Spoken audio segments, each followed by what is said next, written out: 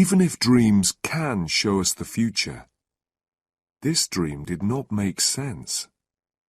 Must I never pass a lorry on a clear road? Can a dream show us the future and give us the opportunity of changing it? It is hard to believe. If we can see the future in a dream, then surely the future already exists. If it does, then we are not free to act in the ways we wish to. We are not responsible for our own lives. Before I tell you the dream, I must explain a little about the context. It was the summer of 4 years ago, and I was driving my family back from Italy through the south of France. My son had not yet learned to drive. My daughter was too young, and my wife doesn't drive at all. I had been at the wheel for the best part of 3 weeks. Perhaps I was tired. Perhaps I could think of nothing except cars. We spent the night of the dream in a town called Tain-l'Hermitage. Now I'll tell you the dream. I was sitting in a big, powerful, cream-colored car, and I was driving at high speed through the country. I was coming to a bend in the road, and in front of me, there was a very large lorry.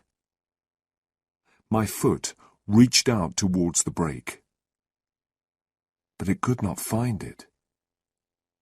I looked down. There was no brake. Worse, my hands held empty air. There was no wheel for them to hold. There were no controls of any kind. Already we were almost into the back of the lorry. I shouted in fear. Then I heard a calm voice coming from my left, and I turned my head.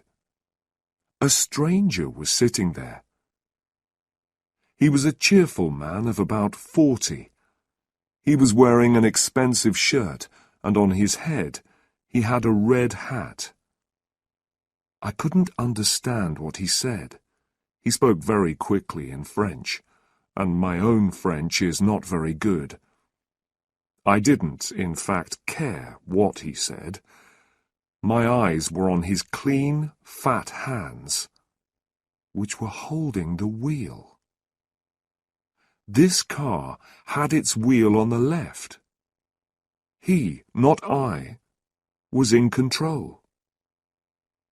We drove safely round the bend. He turned the wheel slightly to place the car in the middle of the road. He was going to pass the lorry. The road stretched straight ahead. It was bright in the sunlight, and it was quite empty. Only one other person was in sight. A woman was sitting outside a small house with white walls, and this house was almost exactly ahead of us. She was sitting by a table, putting some flowers in pots. She wanted to sell us some, and waved them at us. This sight, for some reason, filled me with a terrible fear. The flowers made me think of death, and our final resting place. At this moment, we were level with the lorry, and ready to pass it. But then, the lorry began to turn away from the side of the road towards our car. It appeared that the driver was doing this on purpose. The stranger by my side shouted loudly and tried to move out of the way. There was a terrible noise from the back of the car, and then an explosion.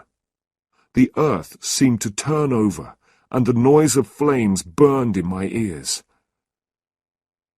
At that point, I woke up in fear. I was very worried by this dream, and could not sleep again. It seemed to have a message, and I wanted to explain it. Even if dreams can show us the future, this dream did not make sense. Must I never pass a lorry on a clear road? The road to Paris is always filled with very large lorries. Most of them come up from Marseille, and I always have to pass them when the road is clear. I can't drive slowly behind them forever.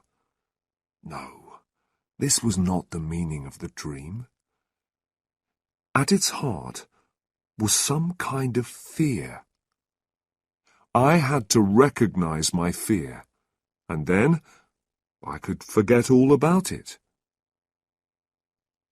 I thought about my driving during the last 3 weeks. I tried to remember all the lorries and all the small white houses. I thought of all the cars which were painted cream. I remembered nothing of any great interest. I had imagined that the road in the dream must be in France.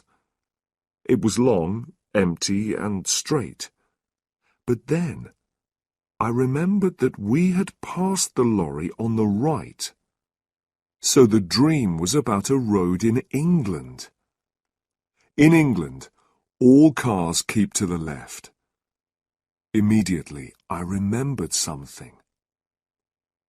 2 years before this, I was travelling in the north of England.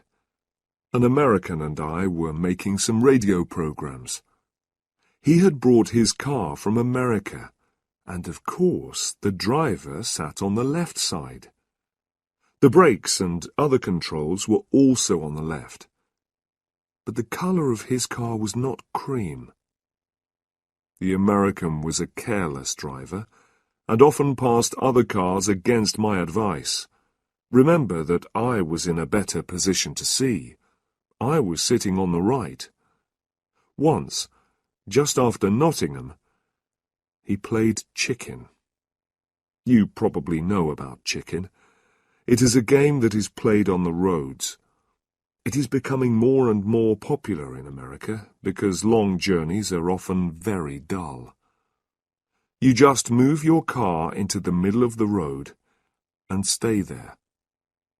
When another car appears, it comes towards you in the middle of the road. The driver who turns away is the chicken. Quite often, neither driver turns away. I expressed my displeasure at this game in language that the American could not fail to understand. We did not play it again, but it had probably left its mark on my mind. So then, when I was asleep, I experienced it all again in a dream. I also remembered something else while I was having breakfast.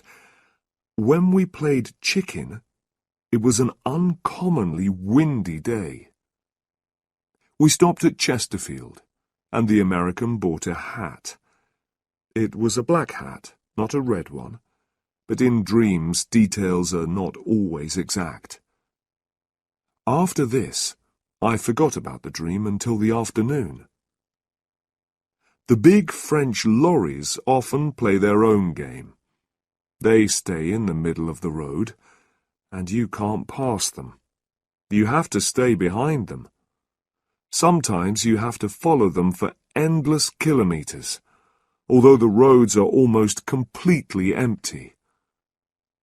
This afternoon, we were following a large vehicle which was making terrible noises. When I blew my horn, the driver moved to the side of the road. But it was the wrong side. He was driving along on the left, instead of keeping to the right. There was enough space on the right for me to pass him, but to do that would be wrong. So I just followed him for a few kilometres, and I told myself not to pass him. I considered the situation from every point of view.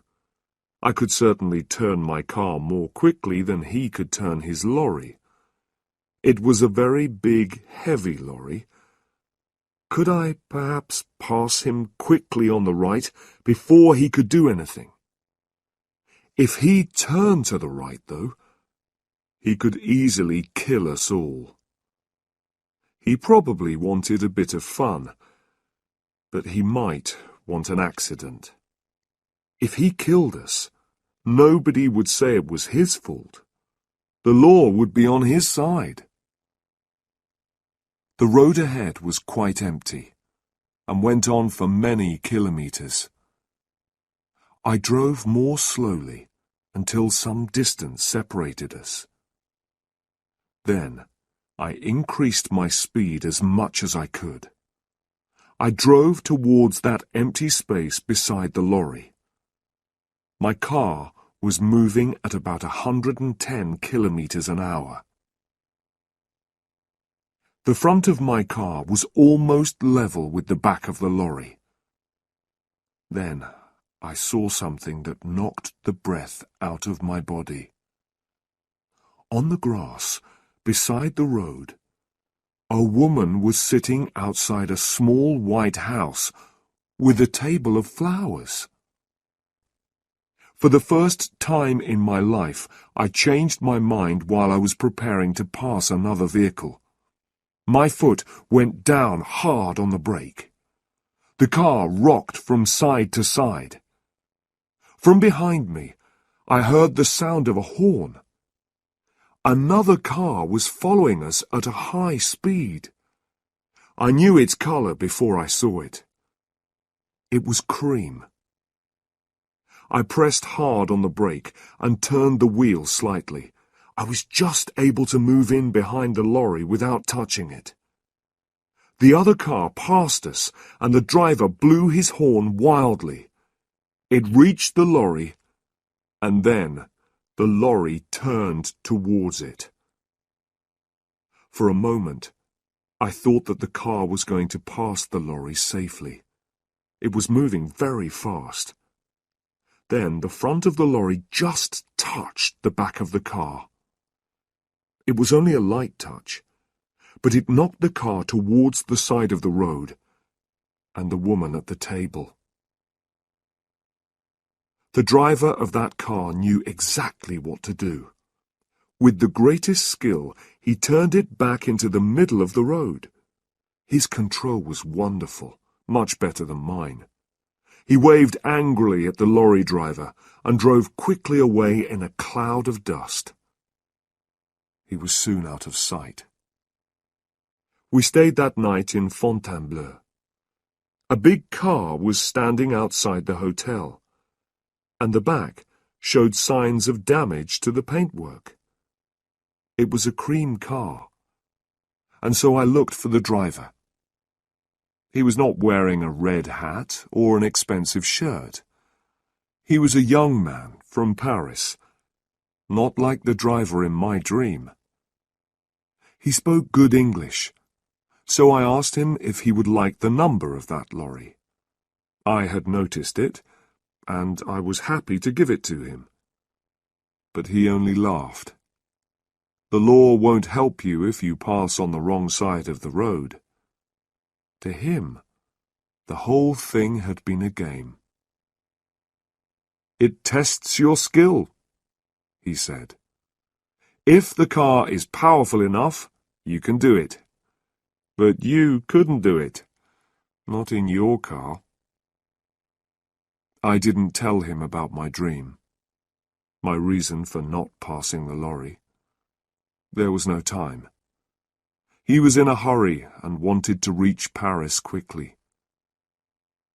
It made me think, though. I don't really believe in dreams, of course, but some things saved us all from a terrible death.